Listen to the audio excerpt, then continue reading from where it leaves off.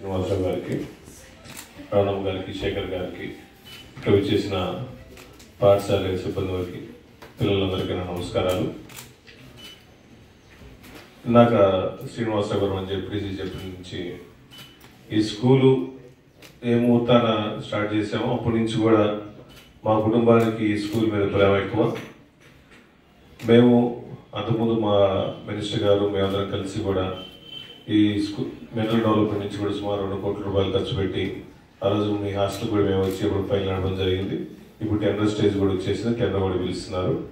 ఇప్పుడు నాకు సీన్ చెప్పడం వరకు తెలిసింది, మీకు హాస్టల్ ఆ బిల్డింగ్ కట్టడం కోసం హాస్టల్ ప్లేస్ మీరు ఎక్కడ బయట ఉండాలి కాబట్టి హాస్టల్కి ఆ ప్లేస్ దొరకలేదని చెప్పారు. టెంపరీగా నా దృష్టికి తీసుకొచ్చి నేనే సొల్యూషన్ చెప్పేవాడిని. మా బీఈడి కాలేజ్ ఖాళీగా ఉంది, మీరు శుభ్రంగా వచ్చి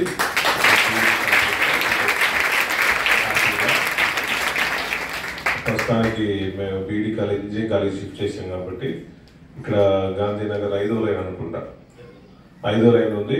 మీకు ఇబ్బంది లేకపోతే ఆ నుంచి రావడానికి వస్తే ఇబ్బంది లేకపోతే నడిచి రావడానికి ఇబ్బంది లేకపోతే మీ సోషల్ వెల్ఫేర్ డీడీ గారితో మాట్లాడి మీ చైర్మన్ గారితో మాట్లాడితే బిల్డింగ్ ఆమెదిలే, ఆమె బిల్డింగ్ శాంక్షన్ చేయాలి, ఆమె పేరు మీద ఉంది, ఆమెతో మాట్లాడి మీకు ఇప్పించేస్తాము. అదేవిధంగా అక్కడ షిఫ్ట్ అయిపోయిన పాటనే కుకింగ్ ఏజెన్సీ వాళ్ళతో కూడా మాట్లాడేసి కొంచెం నాణ్యమైన భోజనం పెట్టమని చెప్పి మీకు చెప్తాను. అది కూడా అదేవిధంగా దీని నుంచి ఈ హై స్కూల్ గతంలో మన మీటింగ్లో కూడా చెప్పే మీటింగ్లో కూడా గతంలో పెండింగ్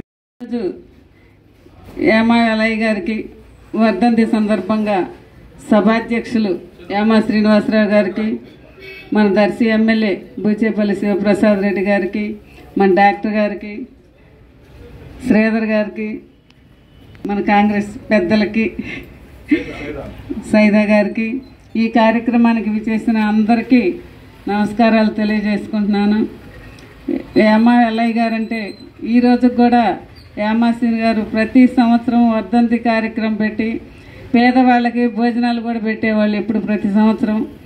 అదేవిధంగా వాళ్ళ నాన్నగారిని గుర్తించుకుంటున్నాడంటే చాలా సంతోషంగా ఉంది. ఇదే విధంగా యామా శ్రీనివాసరావు ప్రతి సంవత్సరం కూడా సేవా కార్యక్రమాలు బాగా చేయాలని నేను కోరుకుంటున్నాను. అదేవిధంగా యామా ఎల్లయ్య గారు అప్పుడు ఎమ్మెల్యేగా ఉన్నప్పుడు మాది ఒక చిన్న ఇల్లు ఉండేది. అప్పుడు ఆ దావను వస్తుంటే సుబ్బారెడ్డి గారిని దావను వచ్చేటప్పుడు పోయేటప్పుడు ఏం చేస్తున్నాడమ్మా సుబ్బారెడ్డి అని అడిగేవాడు. అది కూడా నాకు బాగా ఇప్పుడు కూడా గుర్తొస్తూ ఉంటుంది.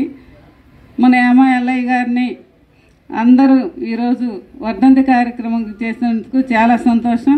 యామా శ్రీనివాసరావు గారు సేవా కార్యక్రమాలు ఇంకా ఎన్నో చేయాలని కోరుకుంటూ నాకు ఈ అవకాశం ఇచ్చిన పెద్దలకు మరొకసారి ధన్యవాదాలు తెలియజేసుకుంటూ సెలవు తీసుకుంటున్నాను.